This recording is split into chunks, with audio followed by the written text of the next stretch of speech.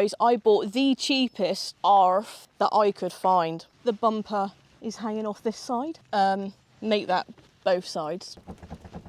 The boot rattles when it's closed, and we have a warning light on the dash. But all jokes aside, guys, well, this car is a bit of a joke, to be fair, and those are just some of the issues with the car. This is Abarth number 7 to enter my capable hands, and this is my 2009 Abarth SS. Now, this Abarth was the cheapest that I could find, and maybe it was the cheapest in the UK. We're going to roll with that title anyway. Now, when buying this car had 2 big red flags. The previous owner who I bought it from had only had it for a number of months, I think 4 or 5 months. And this car has had quite a few previous owners. It's probably one of the high-owned cars that I've ever owned, if that makes sense. So you can see the original plate is in this video because it just is for the time being. But I'm hoping that one of these 11 previous owners will see this video and can hopefully give me a bit of story on this Abarth. However, green flag is, to my surprise, although this is a high mileage with 128,000 miles on the clock, although this is a high mileage, high owned car, this car does have full service history. Okay, we're missing the last year, but yeah, it's got full service history. So a big thanks to all 11 owners that have kept the service history safe with the car. So this car is actually attempt number 3 of me recently trying to get Abarth number 7 into my life, into my ownership. When I revealed to you that I now have a garage in my previous upload, I said I bought that garage with intention for a particular car to go in that garage, and that was an Abarth, but not this Abarth. I'd actually bought a £10,000 Abarth competition-only convertible automatic from a local dealership. They gave me the run round, and I finally lost my patience, lost my cool, and I cancelled. So now I started thinking, right, I wonder what cheaper ones I can get, basically, bearing in mind any cars I own are only for weekend use only, not commuting, so they don't get used a lot by me. So then I started to see what the most Abarth spec I could get for my money, for my budget, if that makes sense. And I had a £5,000 budget, so I thought I don't want a base spec Abarth with like 130 horsepower being a Series 3 model. I want to try and get as quick a Abarth as I can for, like I say, £5,000. So then I came across a SS, not this one, and it was just below £5,000. I spoke to the owner, he was about an hour away. I said, is there any issues with the car? He said no, and it looked immaculate. Got there, it needed bits that he didn't tell me about, and then he wouldn't even take an offer on the price, even though it needed some work, and that was really annoying. All the time, I knew this one was up for sale. On our way back, 8 o'clock in the evening, I messaged the owner of this high mileage Tatty SS, can we come and have a look at yours? And he said, well, mine's dirty, but by all means, and this is literally how I've bought the car. So this car was always for sale, whilst I looked at the just below £5,000 SS, but we ended up looking at this at 8 o'clock in the evening, in the pitch black, basically, the quickest viewing ever. I didn't buy it there and then, but the owner took me for a drive in it. I was surprisingly happy with it. I then took it for a drive, and it surprisingly pleased me as well, because my opinion of this car was based so low because I knew it was really cheap. There were some issues with the car, and it was a higher mileage Abarth, but I was pleasantly surprised. And the fact that I now own an Abarth, 10 grand to £5,000 budget. I will reveal to you the price I paid for this car at the end of this video. I just can't believe I now own an Abarth for the price that I bought it for. It just absolutely baffles me, but I am so stoked. For how cheap I bought this car, and I'm going to call it a modified Abarth because it is, the SS and the other one I looked at should have the record Monza exhaust, so that is a very good standard exhaust that comes on some of the kind of quicker Abarth models. This one has actually got a Magneti Morelli, I think it's a, oh, I don't know, it says Elaborazione, I don't know. I think it's a Bombardone exhaust on. Got some other touches on here as well. Some modifications I do like that have happened to the car, some I don't. What I will do is I'll do a separate video on everything that's wrong with this car, because there is quite a bit.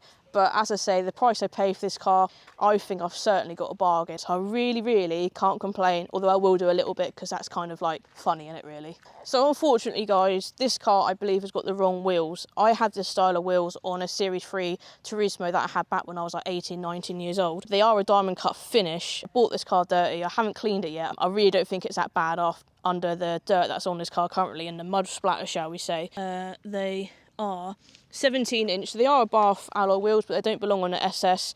We've got budget mismatched tyres, and also one of the modifications on this car is the wheels have been spaced, and I believe that's why the bumper is hanging off, front bumper's hanging off both sides at the front here. That's what the previous owner said anyway. He reckons that because the wheels are on spacers, when you turn, it's kind of pulling off the bumper, which is not ideal. Yes, the wheels look quite nice actually on the spacers. I think I have got a spare set inside the car. Don't have a clue if it's been lowered. Doesn't feel like a harsh bumpy ride, so I'd say it's not been lowered. And to be fair, there is quite an arch gap anyway. Now the previous owner of this Abarth has had brakes all round, or at least at the front it's had discs, pads and calipers, I think. But I have got receipts, so at least I know the brakes are safe. So it has had some mechanical work. I do have some proof. These are the original Abarth stripes that we have, and they're actually in quite pretty good condition. I don't seem to be peeling away or anything like that. Don't like these. The previous owner stuck them on, so these can definitely come off, and I hate the fact that that's a brighter red than the stripe, although red's red, but don't like it. They are going to go. We have some carbon touches, so I believe these are carbon stick-on bits literally. So we have them on the kind of mirror pillar here. Mirror caps are carbon. Guess they're not real. We have these little kind of Abarth mirror flaps. I kind of like them. Wind deflectors, I am a fan of these, and now I've got them on the Abarth. And then we also got some carbon pillars. I say pillars, I should say pillar, because the one on the other side has come off, of course. Carbon door handles, carbon effect door handle, shall I say. These actually make the door handles feel nice and thick, so I like that. So don't like these, but like kind of this stuff here, if that makes sense. Like, what are these horrible bumper spat things? Like, get off my Abarth right now. But it seems like some of the Abarth lettering has already received a memo in a post, because we are missing 2 of the letters, so we are currently ARF lettering and not Abarth lettering. But yes, these are in desperate need of coming off the car. The remaining letters can come off the car. We have got a nice Italian stripe underneath the bonnet here, quite like that, and we have some hazy headlights either side. Oh, and yeah, that's really not attached, is it, guys? Yeah, we'll try and leave that there for as long as it stays on, basically. Oh yeah, an RIP fake carbon door pillar. Yeah, that looks great, doesn't it? But guys, it's not all doom and gloom, although most of it is, let's be honest now. Let's not beat around the old bush, as they say. Under here, we have the 1.4 T-Jet turbo engine with the SS badge, so being the SS, I believe they should have around about 160. And down here, this car is sporting the IHI turbo. Now, when I went to look at this car did have a aftermarket induction kit. Wasn't a brand I'd ever heard of. And part of the kind of haggling technique was the guy said, you can have it for this price if he takes off the induction kit. And I was like, be my guest, please do. So we do have a bit of silicone red pipe still on the car. That is a bit hot. And we do have a pop-off filter. Looks like a budget one. I don't have a clue. But anyway, yep, the induction kit is gone. We've got the nice original engine cover back on. And this doesn't want to be on the car no longer either. Now, pluses. This car does actually have a long MOT till next July. The guy who I bought it from said that the guy that he bought it from had apparently done a cam belt kit on it, but I have no proof, so we're going to have a look to see if the cam belt is good to go or if it's about to blow. I had to put coolant in this car the other day because it was on the low, so that's not good. The car is still empty of screen wash, and as I said, we do have a warning light on the dash, but we'll talk about that in a second. But apart from that, it's presentable. Mechanically, I think it is alright, although I think there are some issues when driving the car. But yeah, we've got a nice base for some modifications. And I'm pretty sure someone might have tampered with this engine in a good way. I'm pretty sure this car has been remapped, because although I believe there should be 160 from factory, this doesn't really feel like 160, so it is definitely something I do want to find out. Now, this being an SS, these are generally well-equipped, well-spec'd little Abarths. So I've got full leather in this car, including the door cards. We have an Interscope sound system, which nowadays, I think the Abarths come with Beat sound system. I had Interscope in a Turismo that I had Series 3, as I said, years ago. And I always rated the Interscope sound system better than the Beat sound system. And I think there should be an under-seat subwoofer somewhere. The other SS I looked at the same evening, which was more money, had the red leather front seats, but you only get the black in the back, which was really odd. But here I've got black front seats and black in the back also. This one does actually have climate control, again, well spec'd for what I paid for this car. And you also get the kind of auto dazzling dimmer rear view mirror here, which is quite nice, works like electronically. I've got the white dash in here, and I was going to say it's a nice place to be. Spec-wise, it's a nice place to be. Cleanliness-wise, it is not, because I haven't touched this bath since I've owned it, and it's in desperate need of an interior clean, and this steering wheel is absolutely disgusting. It's gross, and so is the gear knob, to be fair.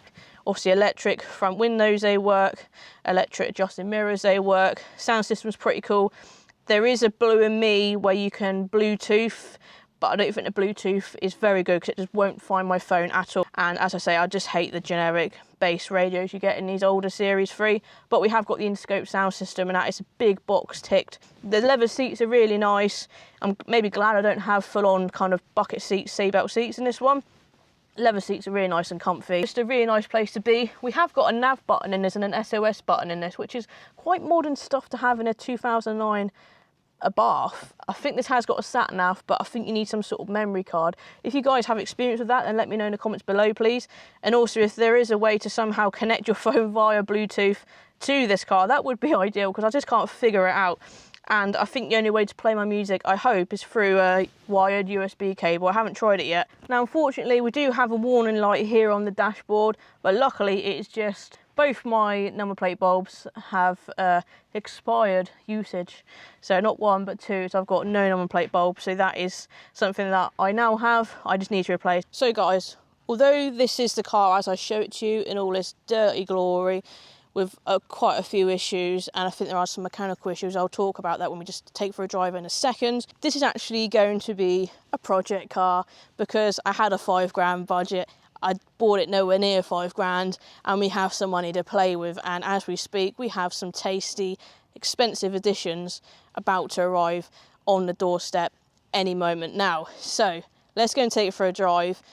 Let's explain to you why I think this car is remapped. Let's explain to you some of the mechanical issues that I am aware of. I just need to know what they are. On the face of it, wrong wheels, dirty car, foggy headlights. This car isn't the one that you'd look and go, oh wow, this looks amazing, I'm going to buy it. And that's the impression I had when I saw this car. But it's when you drive it, it's when all of those worries on the exterior disappear, because I was super surprised. And with the exhaust system on the back, it does do the old pop and bang. So let's take it for a spin.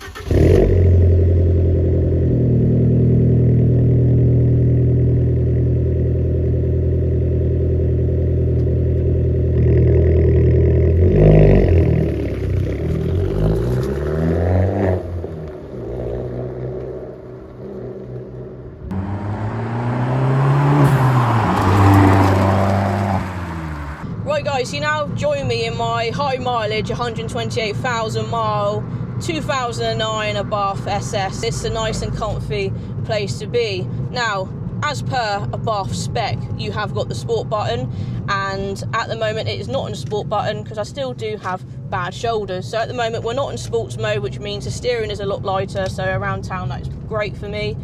And it means the throttle response isn't so responsive, let's say.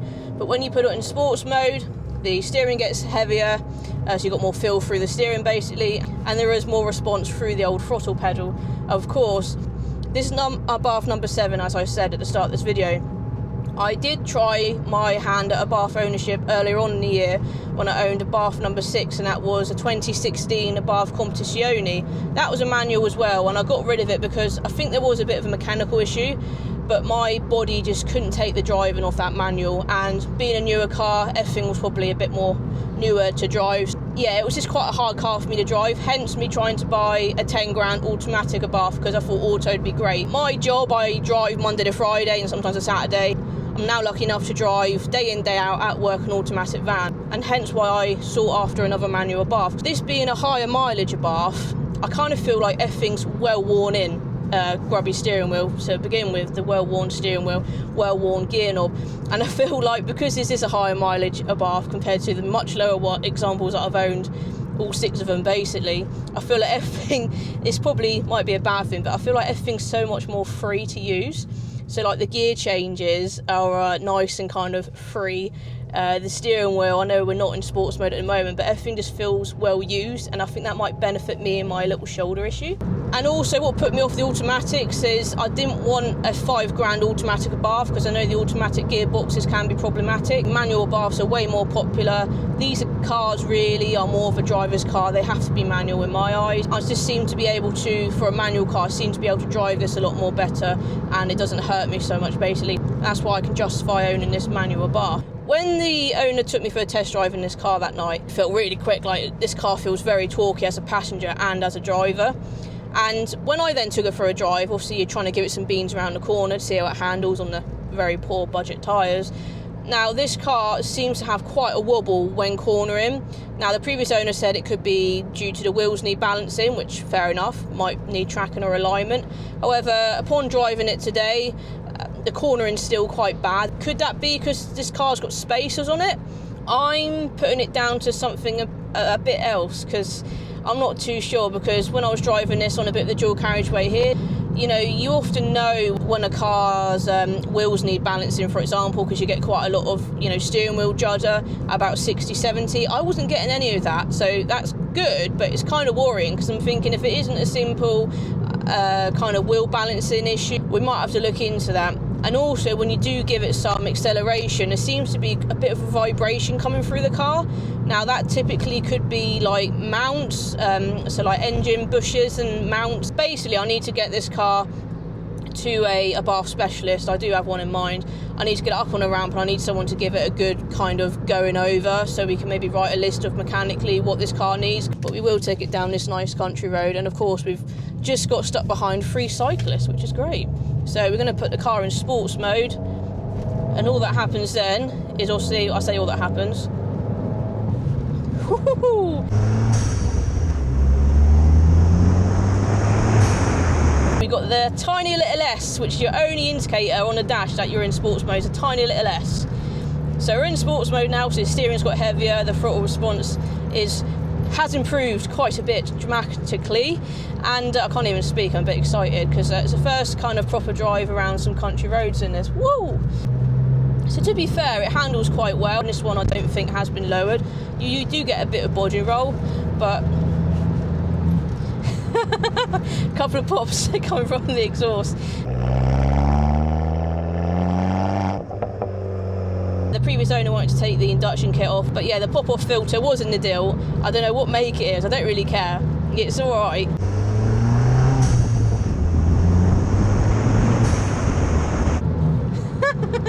But yeah, we do definitely need a forged induction kit on it, and a dump valve, blow-off valve. But for now, the little pop-off filter, whatever you call it, is a nice little addition, and it does work.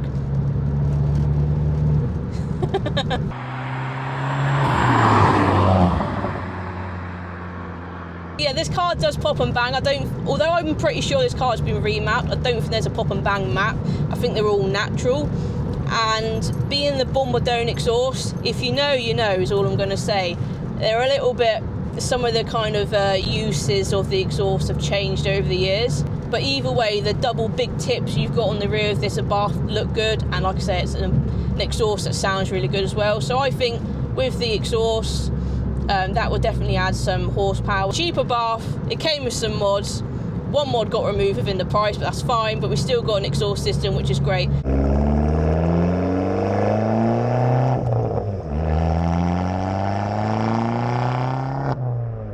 Pretty stoked, to be honest. Let's be honest about it, Amber. I'm happy that we've got a Bombardone exhaust system. Pretty sure it is one of those, so yeah, it looks good and it sounds good too.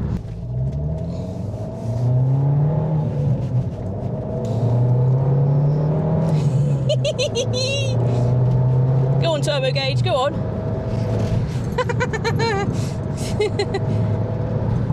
Ooh-wee!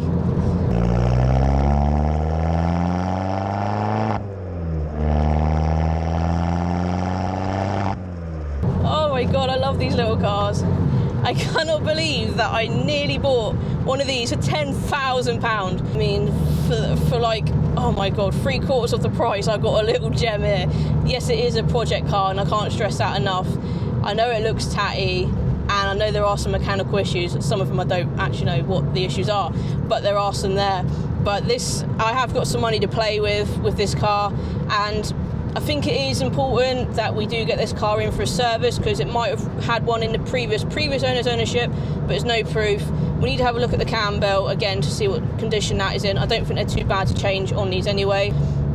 And a nice touchscreen Apple CarPlay head unit would be nice, and obviously we can keep the speakers, because obviously I really rate the Interscope sound system. The steering wheels obviously on the Series 3, the Abarth steering wheels seem a lot thicker to grip in your hand compared to like the Series 4, but yeah, really like it. This one just really needs, I either need to swap this wheel out for another one, like another standard wheel, or just get this one refurbed. We're yet to clean this car. I think I will film it, because it'll be a nice transformation, because although the outside is tatty and I've shown you, I don't think there's too many dents and scuffs actually on the paintwork itself, but that's hard to tell at the moment. Yeah, I think this car will clean up quite nicely, and I think underneath all the grime, I think this car is quite a straight car. I hope so anyway. I was looking for a nice Larry coloured Abarth, you know, I would have liked another yellow one. Well, the SS, they do come in a few different colours, and obviously white being one of them. We'll take it out of sports mode now to kind of rest my shoulders for a minute. I would have liked a brighter colour, but obviously white is still nice and bright, and it really suits this being the SS model. What is annoying is when you're out of sports mode, the turbo gauge flashes to tell you to change gear. I suppose it's trying to get you high in the gears to kind of, because you're in like non-sports mode, you're in like eco mode now, let's say. You know, there are a few people in our local Band Abarth South Coast Club. A few of the members lately have been buying these cheaper Abarths, and I kind of thought, like, I just never looked into it, to be honest, really. And even when I saw this one come up cheap on Facebook Marketplace, of course, I just turned my nose up at it straight away, because I thought, oh, cheap, like, no way, like, you know, I want a nice expensive one, you know. But it just all kind of makes sense.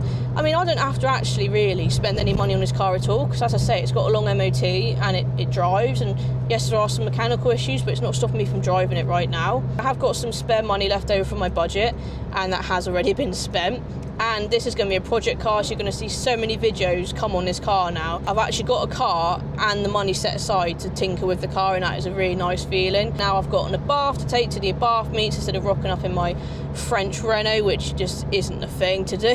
I was just desperate to really get back into a Abarth, and that's where most of my following has come from. I've been owning like 6 or 7 now of these things. So I hope you guys are glad to see me back in an Abarth. I'm glad to have one again.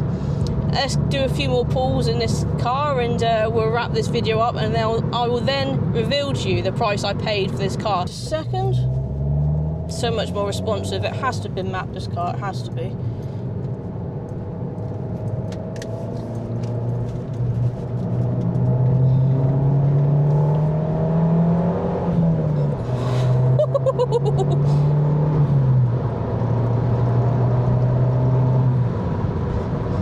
Proper push you back in the seat, this car. I can't get my head around it. I've had mapped Abarths before, but this is quick, I tell you, it is proper quick.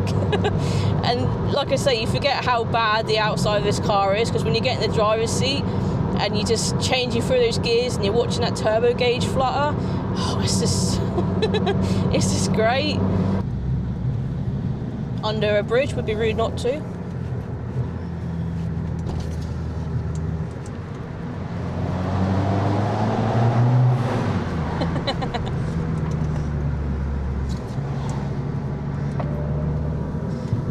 Oh, I've missed doing the old Abarth rev under a bridge. Gotta be done, guys, gotta be done.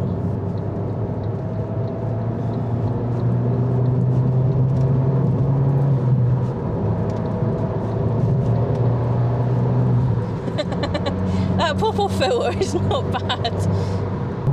Yeah, a bit of vibration there coming through it. Yeah, some vibration coming through there when you're giving it some, as I said earlier, and I don't like it. So we'll have to find the cause of that issue. It's definitely something not quite right there. Woohoo!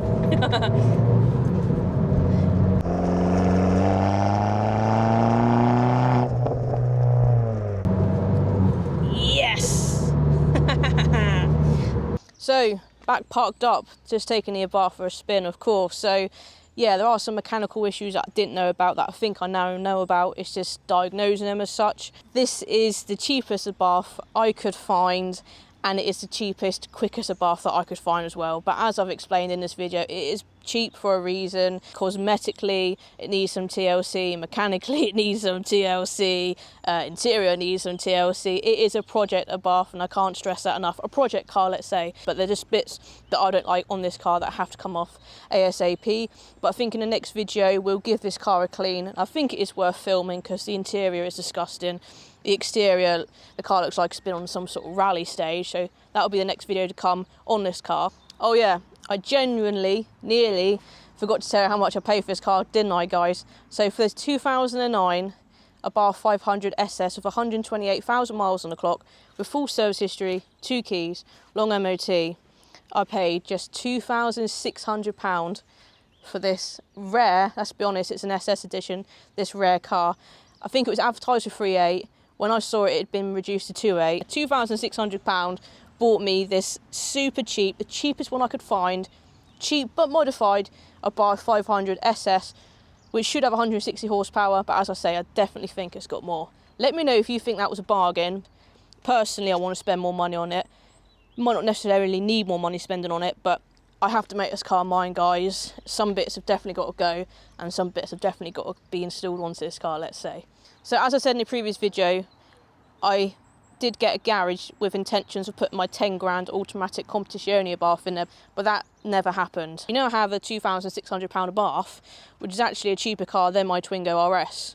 So if you're wondering what's happening with the garage, what's happening with the Twingo RS, the garage is obviously staying. Twingo RS has to stay because I absolutely love that car, and because the Twingo RS is the more expensive out of the two, I feel that deserves its place in the garage, and I went and checked up on it this morning. So the garage is actually going to be home to the Twingo RS, not an Abarth, which was the garage's intentions. But yeah, I think I might as well have the cheaper car out of the two on the driveway instead of in the garage. But obviously I can alternate the garage space between the Twingo RS and this. Twingo RS is going nowhere.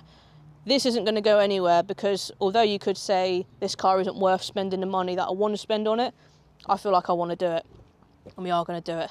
So yeah, that is the plan. Project Abarth, let's go. Bye money, spend. Who doesn't love spending? Let's do it. So I've owned this car for maybe nearly 2 weeks. As I say, no one literally knows about it apart from close family. I'm glad to get this car finally out in the open.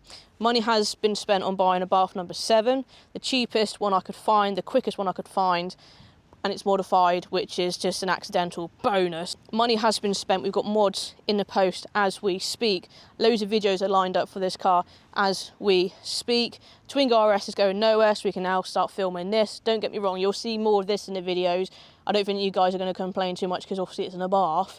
This is where the money needs spending. This is where the content is, so we're going to film loads of videos. So 30 years in, Abarth number 7, £2,600. I never thought you could get an Abarth this cheap. I'm so happy. £2,600 Abarth being my second car that I don't need one car, let alone two. For this car to be sat around is perfect and makes more sense than a 10 grand Abarth to be sat around not being used, because again, I don't need my cars really, but I love them and that's just who I am and what I do. It's my biggest love in life.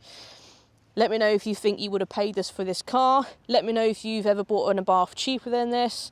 Let me know if for the money you think I've got a good deal, because I think I have.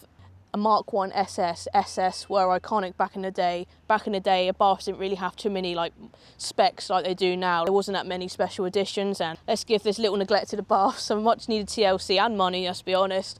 Thanks for watching this video. As again, really keen to hear what you think of this car in the comments below. Do you think I've got a bargain? Do you think I've been ripped off? I don't know.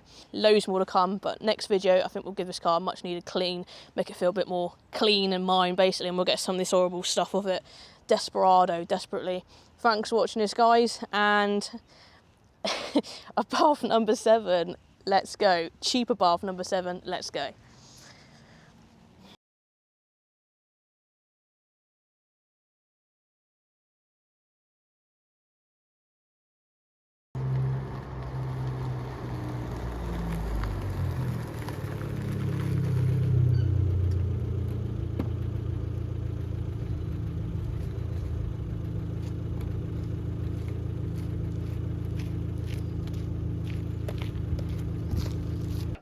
No, what was I going to say?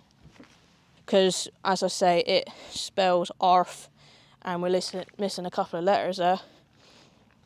Why have I gone all Dorset? So, what was I going to say? This car came with a lot of red flags. As to why, no. Narrowed my budget down to reduce my budget down.